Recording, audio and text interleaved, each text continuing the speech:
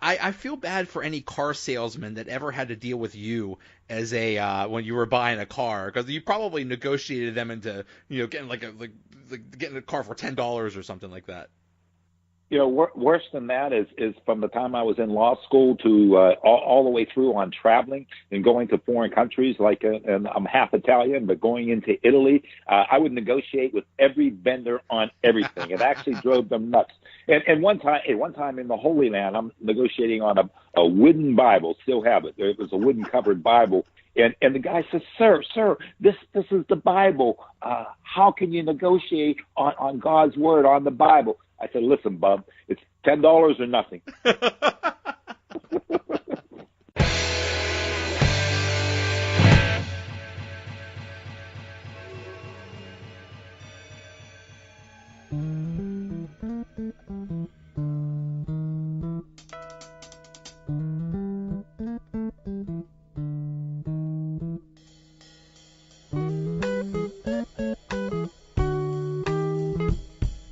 What's going on, everybody? Welcome to another episode of the Donut Bag, part of the Pulse Podcast Network and the PodHub Network.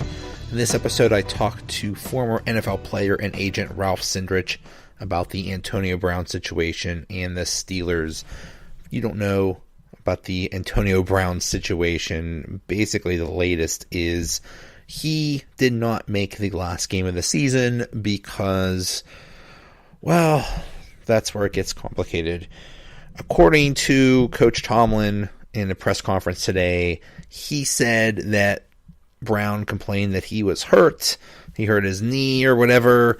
They scheduled an MRI. He didn't show up for the MRI. He didn't show up to work. They tried to call him. He didn't answer. Then on Saturday, his agent said, he's ready to play on Sunday. And Tomlin said, well, he hasn't showed up to work all week. Why would we pay him? Why would we play him?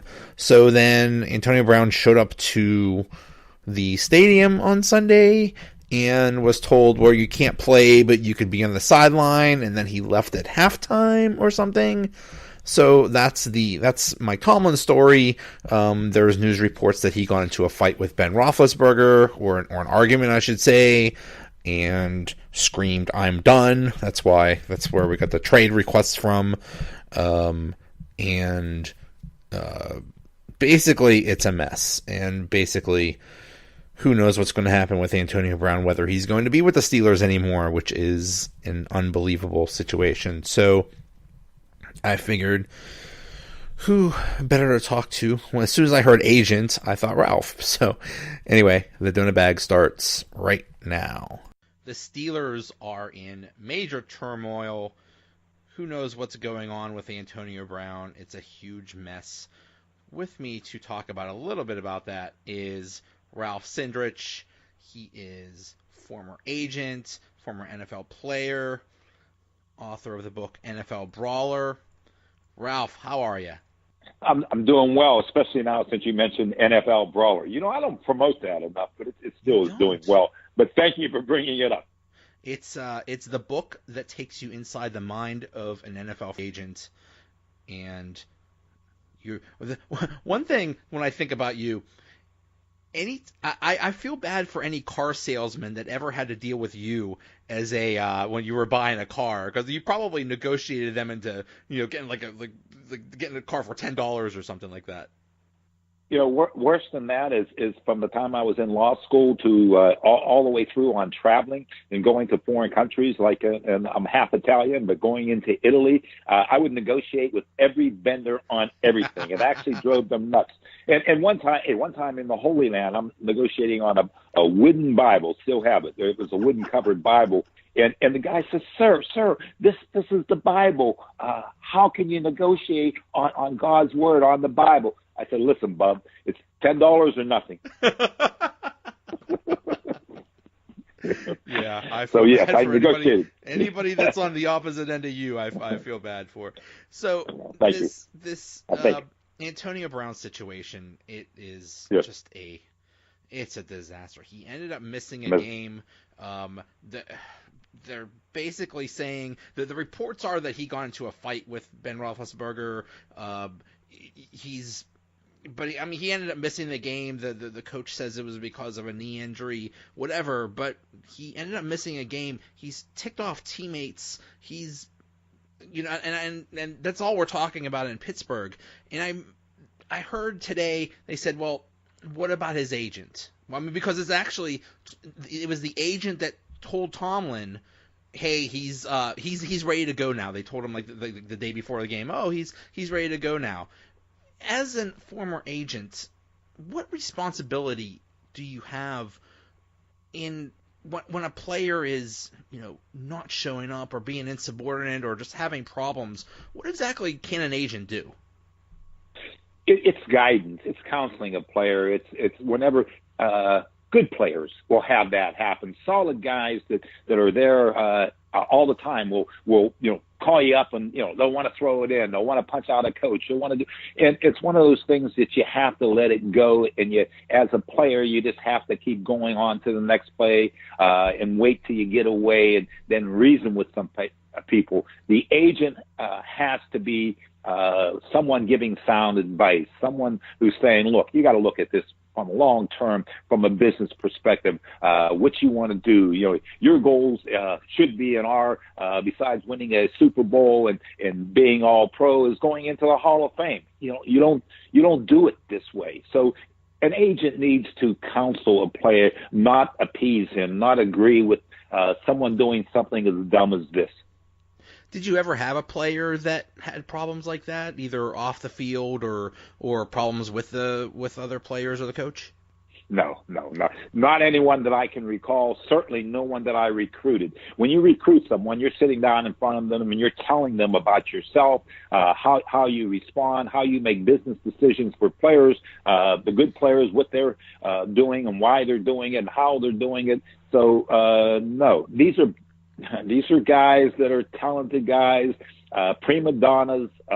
Generally, the wide receivers I had were solid guys for the most part. And when I say solid, it's someone who you expect to be a part of the team in all things. And if they're a franchise player, they have to be the extension of a coach there. That's how you end up being revered, like the Steelers of old.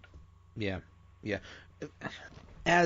were also a player in the NFL. Did you ever have teammates that basically everybody had a problem with, or that were a quote-unquote locker room cancer? Not to this degree, not to someone that I can recall who would walk out. Yes, the first year, I recall a guy who would do things, and you can do it generally on the poorer teams that don't have the camaraderie, the same type of the same, that aren't winning all the time. Here, it's just it's unusual to see it, but with elite athletes, I mean, they come in all sizes and forms and whatever, and but it doesn't exist with all guys. And again, it's not because the old Steelers were old, or that was the olden days. I mean, you had those same type of guys out there, but that team had one purpose, one goal, and they were able to exude that out on the field. Yeah. So I saw you tweeted a little while ago, you have to get rid of two of the premier ball players and finest athletes in the NFL if you're the Steelers, Antonio Brown and Le'Veon Bell, and you have to do it for the vanilla guys who don't have that talent. Common guys of all sizes and colors will have trouble in the locker room. You care to elaborate on that? Well, it's pretty self-explanatory. I mean, you go in, your leader has to be, or leaders, let me first say, your highest paid players should be your leaders, and your leaders have to be the guys in the locker room who are following the program, who are following what the coaches are saying. You have a problem with the coach, you go in and you sit down with them and talk with them, and you make some arrangements after the season. That's where an agent, I think, can come in and perhaps help facilitate the type of overtures to avoid this blatant breach of contracts and misconduct that just doesn't get these guys anywhere in their career. Where are you going? How many good teams are going to want either one of these guys. I know you hear teams out there saying, well, oh boy, if he goes to the Bengals, if he goes here or there, well, those haven't been recently the most solid of franchises to go into. I mean, they have bandits, but bandits generally don't win the football games. You win them as a team. It very much seems that way, that you can't put all your eggs in one basket. You can't just you pay a few people a ton of money. It just doesn't seem. You're right. It seems that you need a good team with solid depth in case there's injuries or things like this.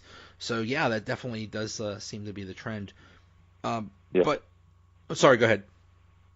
No, I said yes. I agree with you. So you mentioned the coach. How much do you think of this is on Tomlin? He's getting so much criticism right now for the team in general, and especially with Antonio Brown, that he basically, helped create this situation. How much do you think it actually is on the coach? I really like the coach. I like the fact that he's been in a winning organization. He's made the decisions. Really, the top three guys there, Kevin Colbert and the head coach, along with the cap guy. So I mean, I think they have a good setup there. It's been winning. It's a solid franchise. But in these particular situations, I don't know if Coach Tomlin is going to change his style. I don't know if he has to.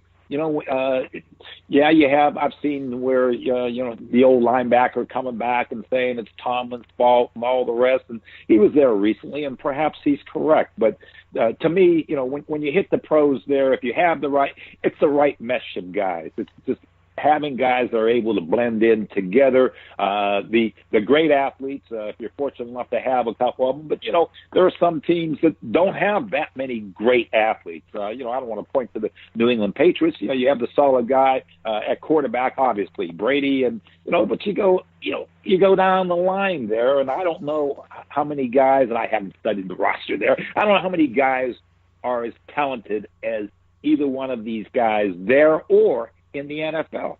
These are exceptional athletes, and you do need to be able to handle those types of guys differently, but I don't know that it works. One of my coaches, Bum Phillips, would deal with Dan Pastorini, who was a diva at the time, but he was able to deal with them, I don't know, in an effective way, but never won any championships or anything of that nature. So it's all relative. I think that Can Coach Tomlin continue on with great years? Yeah, he can. But I think some of the guys that he has or has had and maybe will have in the future have to be more aligned with what the team's doing. Hey, they have enough of those guys out there right now. Yeah. So the Steelers are out of the playoffs for that's what we're all trying to figure out now. But one of the major reasons is they lost to Oakland, and Oakland was just a disaster this year. Do you, as a player, did you ever look at a team that was having like a terrible year, that that was only winning one or two more games, and think, oh, this is easy, we got this, don't worry about it, this is an easy win? Is that what players think? I never felt that way, and I don't think anyone on the teams that I was on felt that way. I mean, you go out there, you make it to this level. I mean, you're a pretty good player, and you have 45 guys out there that are all at that level. If they're working together, they can do just about anything. I mean, if you have big holes in that team, that's different. If there's constant fighting, too many guys just with their own agendas. But if you have guys who are still trying to play together, trying to win, they can beat anyone, anytime. Yeah. So why do you think the Steelers are out of the playoffs, and do you think it's an easy fix? Well, that's a tough one. Candidly, I thought they played like a team almost all of the year. When they didn't have when they don't have Brown, for example. I mean, or Le'Veon Bell, I should say. I mean, that's a hole that most teams can't fix. I mean, you go to just look at a college program, for example, and they lose their Heisman Trophy candidate or whatever else. I mean, as a general rule, most teams are going to have a bad year or a down year. You know, it's like you there are only so many of those guys out there, and